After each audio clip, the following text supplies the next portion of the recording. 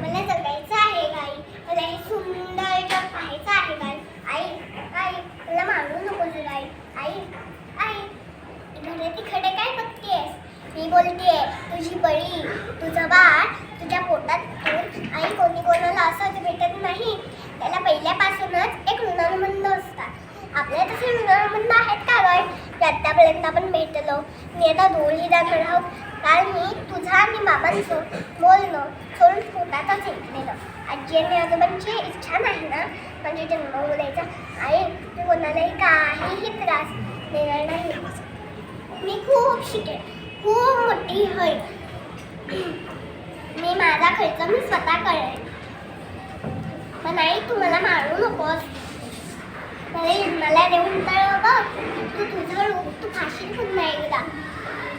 तू तुझं रूप तू फाशील पुन्हा एकदा.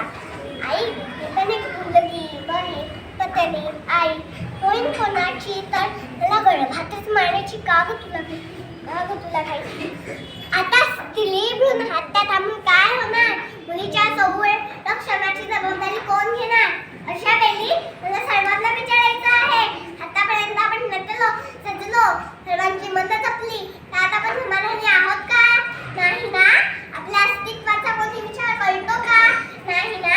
आपली आत्मशक्ती हाच आपला अलंकार आहे. चला तर मग मोडून टाकले अत्याचारी मनगटे, काढून टाकूया अलंकार. म्हणजेच बंधनाचा हात चालता तर आता लढायचं नाही, लढायचं. ऐक मुली मी तुला सांगते, ऐक मुली मी तुला सांगते. पिंजऱ्यात आता फडफडू नकोस, पिंजऱ्यात आता फडफडू नकोस. पेटून तू उडू नकोस, पेटून तू उडू नकोस. मुली जगवा, मुली शिकवा. नमस्कार मित्रांनो, माझे नाव आहे हर्षल गजानन मापसेकर. माझ्या नाट्यछटाचं नाव आहे माझं तर ठरलंय बाबा. आजी आजी, अगं 2 दिवसांपासून घरात कसली गडबड चालू आहे ग? काय म्हणतेस? मला नाही समजणार. अगं आजी मी आता मोठा झालोय, मला सगळं समजतं बरं का. अगं आजी काल दादाचा रिझल्ट का लागला? घरामध्ये दादाशिवाय काय सुचतच नाही. अगं आजी एवढा काय असा रिझल्ट? तो रिझल्ट तर माझाही लागला होता. माझा तर पहिला नंबर सुद्धा आला होता, पण माझ्यामुळे तर कोणीच कौतुक नव्हतं केलं. काय तुझं गेम? अगं ते तर एकदम बेस्ट होते. काय ग आजी सगळेच सारखं दादाच्या करिअरबद्दल विचारत आहे. अगं आजी तू काय दादाचं काय कौतुक सांगू नकोस. काल मी त्याला सहजच विचारलं काय म्हणायचं ठरवलंय, तर तो मजा चिल्ला म्हणे अनु ठरायचं. अगं आजी एवढं काय असं रिझल्ट तर कधी ठरवलं? माझं तर ठरलंय बाबा. काय म्हणू काय विचारतेस? तुला नाही माहिती? मला तर माझ्या बाबांसारखं सीए व्हायचंय. काय मज्जा असते बाबांच्या ऑफिसमध्ये.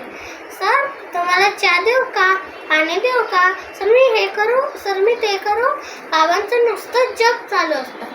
बाबा तर नुसती ऑर्डर सोडत असतात. अजय ते कालचं काम झालं का?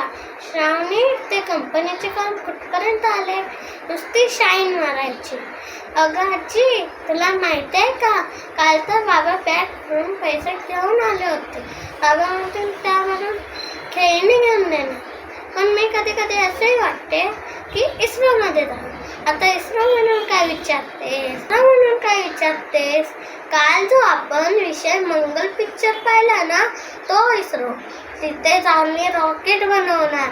त्या रॉकेटमध्ये बसून मी अवकाशात आहे असं फ्लोटून सगळीकडे न्यूजमध्ये पेपरमध्ये आपली चर्चा.